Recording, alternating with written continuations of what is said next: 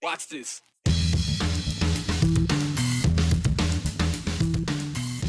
What was supposed to be an innocent gesture of thanks, well, quickly turned aggressive. Now an Idaho sheriff is in hot water, not only for that, but for the comments he made afterwards. Climate change is certainly having its impact, even here in Idaho, and that could be happening sooner rather than later. I'm sorry, Idaho drivers tried to put what on their license plates? Oh, we got the list. The list of rejected license plates considered too sensitive to have on your car. In other words, it's a lot of stuff we probably can't say on television. We're going to try anyway. On a day like today, it's easy for naysayers to say, what climate change? But weather isn't climate, as we know. And over the last few decades, our climate has been changing. It has been warming. It's a scientific fact. Changes to our climate will greatly impact how all of us live. And in some ways, it already has, even here in Idaho. One area where we could soon see a more immediate impact, our state's economy. Over the last 2 years, researchers from the University of Idaho, Boise State University, and Idaho State University dove into the climate data to help paint a picture of the risks and opportunities climate change will create for Idaho and our natural resources. Joe Paris spoke with one of the leads on this project and brings us this insight from their research. New research from major Idaho stakeholders is connecting new scientific research on Idaho's changing climate with potential economic risks and opportunities that impact businesses, residents, and local and state economies. This is a look at economic impacts of climate change. And we're really focused on different sectors of Idaho's economy. And this is a nonpartisan, science-based assessment. Dr. Catherine Himes is the director of the University of Idaho McClure Center for Public Policy Research. Dr. Himes is going to walk us through some of the major takeaways from the research. For starters, though, let's take a look at how experts believe climate change will impact Idaho. This snapshot shows some of the major changes Idaho is seeing and will see. The way climate is measured in Idaho is through temperature, precipitation, and snowpack. So we know that temperature is increasing. We know that precipitation is changing. It's increasing in the spring and it's decreasing in the summer. And overall, snowpack is declining. And so those major changes really can impact parts of Idaho's economy. One area, for example, Idaho's major agriculture industry. Dr. Himes details some of the risks that climate change has for agriculture. There is this economic risk of increasing heat stress and heat illness in livestock. So this is, again, connected to those increases in temperatures. There also likely will be an increasing cost of summer irrigation because of the decreases in precipitation. There likely will be delays in planting because of increasing spring rain. The fields might be too wet. Increasing energy use. Again, this could be connected to that summer irrigation. The report also highlights new opportunities that climate change could bring to Idaho in sectors like agriculture. Changing to different crop varieties, also looking at different ways to irrigate, thinking about crop rotations, using soil to sequester carbon. So there certainly are opportunities, and that was very important in this assessment. It's not just risks, but we're also saying what's possible in the future. How do we keep the economy strong? Alongside agriculture, the research looks at energy, forests, human health, infrastructure, rangelands, and recreation and tourism. That last sector is one area that many Idahoans will notice differences in. So I think climate change certainly will impact recreation and tourism and that economy. Certainly with winter, there will be impacts. We've already seen a later start date with skiing and snowmobiling. Certainly there may be less quality snow, less quality in terms of number of snow days, potentially less recreation and tourism, skiing and snowmobiling in the winter. There is one weather trend that Idaho winter sports enthusiasts have noticed in recent years that could really push winter sports seasons. One thing that we often forget about is these things called rain on snow events. So it's when you have snow on the ground, but then you have rain, not snow. So that can impact a lot of things, from the quality of snow to avalanche risk to flooding. The report also highlights opportunities for businesses like ski resorts to expand their operations into different avenues. So these communities, the resorts that rely on winter sports, there could be increasing opportunity in shoulder seasons. Certainly some ski resorts have hiking trails, have mountain biking trails. There also could be concert series. So definitely really thinking about diversifying revenue streams. So a whole lot of adaptation. And imagine having a 2-month ski season in Idaho. And that's not just a maybe with the way things are going right now. Several Idaho ski resorts are already working to bolster their off-season offerings, so it will be interesting to see how that evolves. The new research dives into several areas of Idaho's economy, as Joe just mentioned. We have a link to it in this story at ktvb.com, and it breaks down each sector into easy to understand data and outcomes. Those involved in this research hope these insights will help guide important conversations between Idaho political and business leaders, as well as the rest of us here in Idaho, because a lot of what they are predicting is more of a probability than a possibility. Oof. Really, that's what comes to mind when the story out of Eastern Idaho, when we tell you about the story out of Eastern Idaho. The sheriff in Bingham County, now charged with 2 felonies after an investigation by the Attorney General's office says he threatened a church group with a gun. And that isn't all. Oh, there are several layers to this story, considering what investigators say the sheriff said about what he did, or what he allegedly did, I should say. Guns and racism, but this thing almost has all of it. Andrew Bartline has been following this for us today. And what have we learned from this investigation, Andrew? Yeah, well, the probable cause affidavit details the sheriff confronting the youth group leader and members of the group. There were 7 of them in the car. It further says the sheriff grabbed the youth group leader by the hair, pulled her out of the car, pointed a gun at the leader and the group. Now, the affidavit says the sheriff mistook their identity. Investigators spoke with several children who were in the car. I said there were 7 of them, and they all recall a very similar series of events. That includes the sheriff grabbing the youth group leader by the car and holding a gun to her head. The kids say they were dropping off Thanksgiving notes, just like this one, on their neighbors' porches, and then they would run away after ringing the doorbell so the recipient couldn't see who left the note. Sheriff Craig Rowland was first elected sheriff back in 2013 and was the president of the Idaho Sheriff Association in 2020. When investigators spoke with Sheriff Rowland about this incident, he said, quote, "I've had drunk Indians down my cul-de-sac. I've had drunk Indians come to my door. I live just off the reservation. We have a lot of reservation people around us who are not good people." Now, the Shoshone-Bannock tribes is the largest in the entire state with over 6,000 members, Brian, and 1,200 of them are in the Fort Hall Indian Reservation in Bingham County. They released this statement this afternoon responding, saying that they asked Rowland to officially step down as the sheriff and offer a public apology to the Fort Hall community. We hope the woman and children involved in this will be able to heal from the traumatic incident. This incident should not have occurred, but proves racism still exists. We need major relationship building between our communities.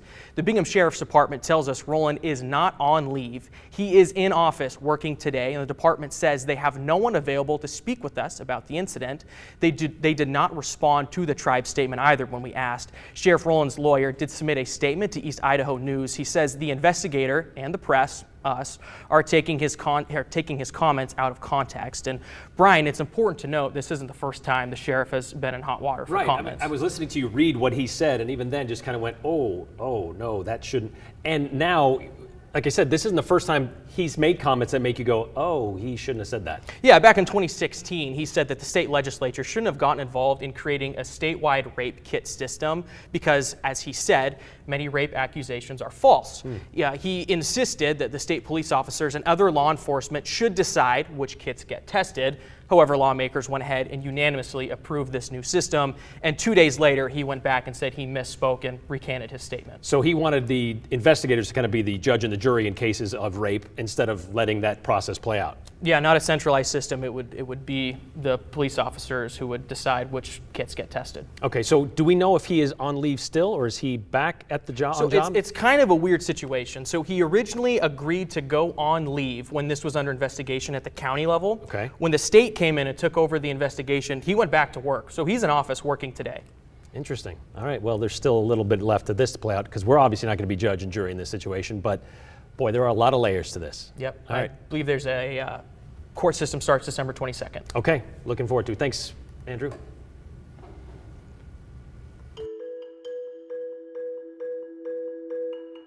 probably seen some pretty clever personalized license plates out there on Idaho's roads, but what you haven't seen are the hundreds rejected by the Transportation Department. We're going to go through a few of them and see if we can actually share them with you. Yeah, we're going to go there. But before we go there, we got to stop here and remind you it's time to send us your questions and comments about the show. Text them to the number on your screen, 208-321-5614. Make sure to include your name and the hashtag the 208. We're going to share as many as we can at the end of the show, time permitting.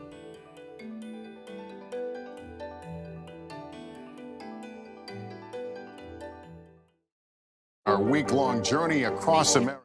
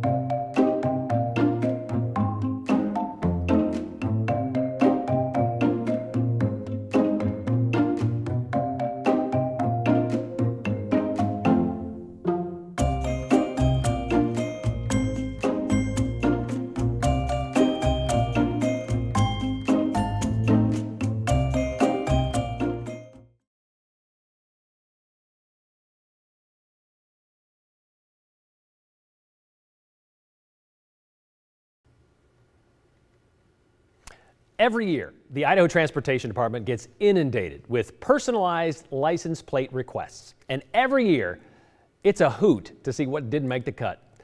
Most of which we can't show on television or even say it out loud in the workplace without fear of an HR complaint. So you can understand why they won't allow them on cars. So here's the criteria from ITD. Personalized plates, they say, in any language may not carry a sexual term that is vulgar, obscene, or in poor taste, and may not consist of a term that is considered to be one of obscenity, contempt, prejudice, hostility, insult, racial degradation, ethnic degradation, profanity, or vulgarity. So they cover a lot of ground there. The ITD director has the final say of what does make it through, but I'm guessing most of them never make it past the first person to see the application based on what we've seen today. I never knew there were so many clever ways to cuss until seeing this year's list. About 250 were rejected this year. But we thought we could share a few of them with you. Only a few, because the rest, nope, not a chance. And these are even on a questionable side. So be warned, you're about to see a bevy of bathroom humor. The year started out solid. On January 5th, someone wanted a license plate you might have to think about a bit. Maybe while sitting. This declaration of a bodily function, the first plate to get flushed. It says, I defecate. Oh, there were potty puns aplenty, from this sly reference to a Subaru to outright attempts at the obvious. Rectum, we hardly knew him. And we won't know him since this plate won't be on your Pontiac. Pee before we go. What's wrong with pee before we go? Seems like a simple request. And what parent hasn't said that, like, a lot, like in a steady stream? Idaho? Idaho, unless you happen to come from California. In that case, get off my lawn, I'm guessing? Because you're stepping all over my white privilege? What if Bill really does come from the hills? Doesn't matter, doesn't make the cut. Stay ugly? How about stay classy? Because, after all, Idaho's too great for hate. You know, you can see that complete list on our website at ktvb.com if you want to see all 250 of those that were rejected. But again, get your parents' permission before you look at them. All right, from four wheels to two. There's something about a kid getting a bike for Christmas. And for the last 15 years, the Boise Bicycle Project has been making sure that something, that excitement, that freedom, that access to opportunities, they've been making sure thousands of Treasure Valley children have been getting that. They started the Holiday Kids Bike Giveaway back in 2007 when they were able to put together and surprise 63 youngsters with a bike of their own. For months, Jimmy Halliburton and his staff and the dozens of volunteers, they've been working on building what they call dream bikes, taking donated bikes and transforming them based on descriptions and drawings of what kids want in a bike and what they plan to do with them. The final stretch is sometimes kind of frantic, spending 60 to 80 hours a week making sure every bike is perfect. This year's giveaway is this Saturday, when they will be providing 520 personalized pedal-powered presents to kids that need them. From 63 bikes that first year to 520 this year. Wow, who'd have thought they've been doing this for 15 years? Well, I guess Jimmy did. That first year, I think we really saw the bicycle as this tool of not only making somebody happy during the holidays, but giving them a key that's going to help them connect to the community. But we always set out to make Boise the bicycle capital of America, and that was a place where everyone had access to a bicycle. So I guess in some ways we thought it was going to grow this big, and in other ways we know that we still have a lot of areas to grow, that there's still kids out there who need our bicycles. We're going to keep working until we get there and keep growing as long as we have the community support, donating the bicycles, volunteering, and the financial donations that would make that possible. The staff of the Boise Bicycle Project have just about 40 more hours to get ready for Saturday, but they could still use some help. They are still in need of more 16-inch bikes, and you can still sponsor a dream bike on their website. There you can find drawings of the dream bikes, and you can adopt one, which means you can donate what it would cost to refurbish it. Tomorrow on the 2-8, we're going to go a little bit more in depth. We'll hear a bit more from the Boise Bicycle Project on what it takes to take this giveaway from an idea to a 15-year legacy.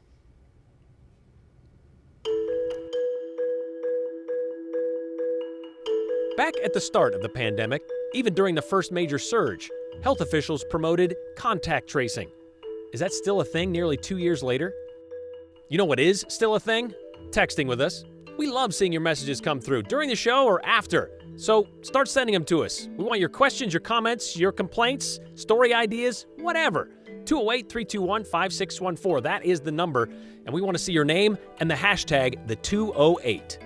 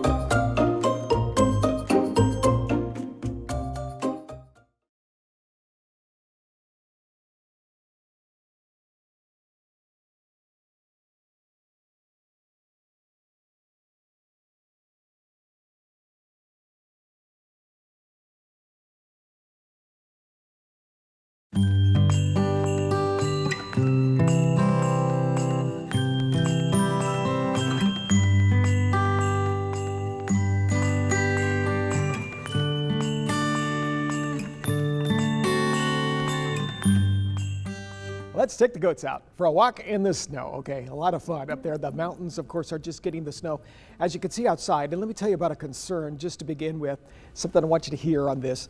We've got some of those showers out there. There's a little bit of a mixture of some rain and snow. This is going to clear out.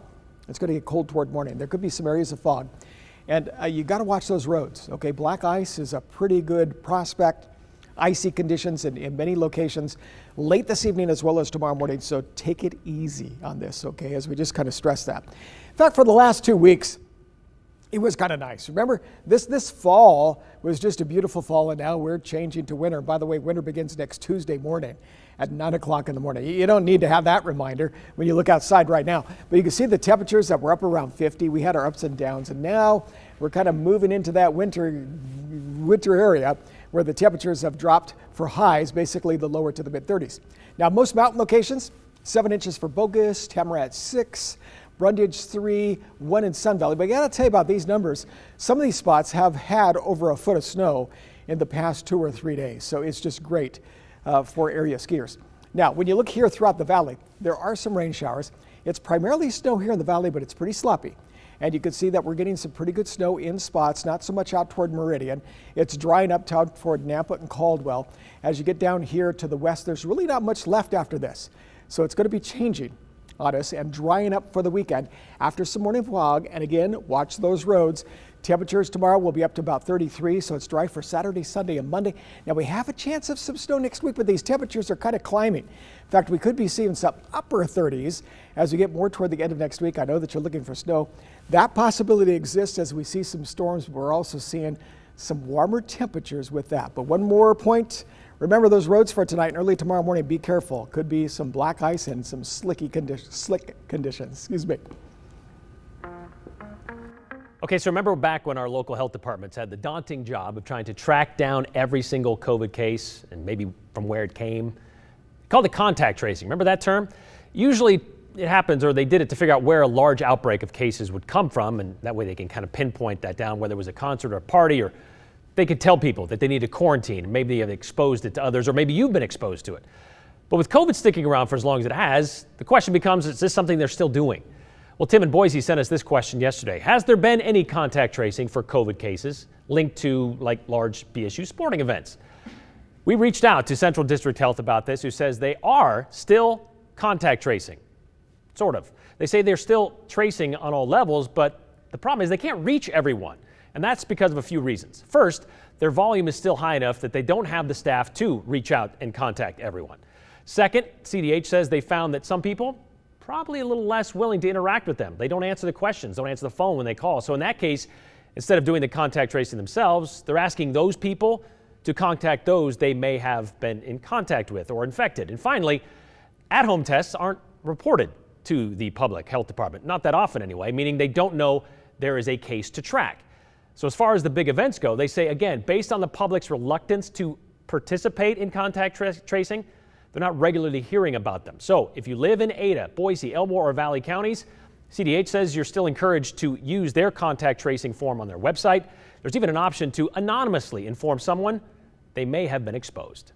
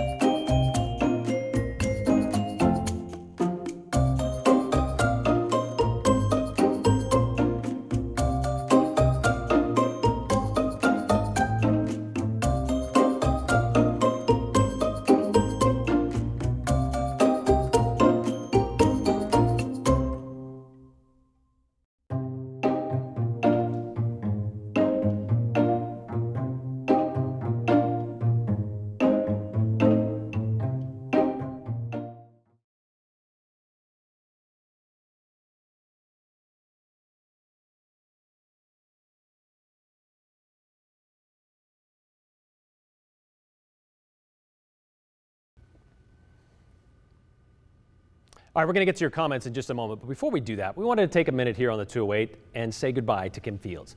We've already gotten a lot of your text messages wishing Kim the best in her new endeavor, or whichever she chooses to do. She's leaving the industry to spend more time with her family. For those of you who don't know, Kim was one of the brains behind the concept of the 208. She's one of the reasons why this show is on the air today. So on her last day, we decided to bring back one of our favorite memories of Kim here on the 208.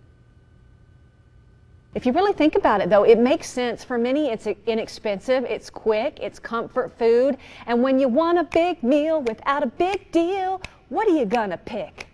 Hot Pockets. You may remember that story when there was a supposed shortage of Hot Pockets during the pandemic, and Kim was more than happy to share her singing abilities with you in that story, and that's what we're going to miss. We're going to miss your sass, Kim, and of course your sense of humor and your tendency to sing when necessary. Thank you for helping get the 208 off the ground and for being you. We will miss you, but like everybody else who sent in a message, we wish you the best in what you choose to do from here. So take care. So let's get to some of those comments here quickly. We have time to get to those? Yeah, let's get to them. This one is from somebody who lives in Bingham County says she has grandchildren there. I think the sheriff is too much of a hothead to be in this position. He needs to resign. How terrifying for those kids who should be able to trust law enforcement and not be scared of them. Remember the legislature rejected the license plate too great to hate? Yeah, they're not the only ones at the ITD to reject license plate. Yeah, that was a big deal a few years ago, says Lee. So yeah, it happens. Okay, they let me use OK Karen on our car now and this gem on my minivan a while ago. This one sent in today. Birth control, it says. And by the way, this is from Haley, who also sent us, she was the one who said she tried to get pee before we go through, and they said no. That's crossing the line? I guess so. All right, we'll see you back here tomorrow.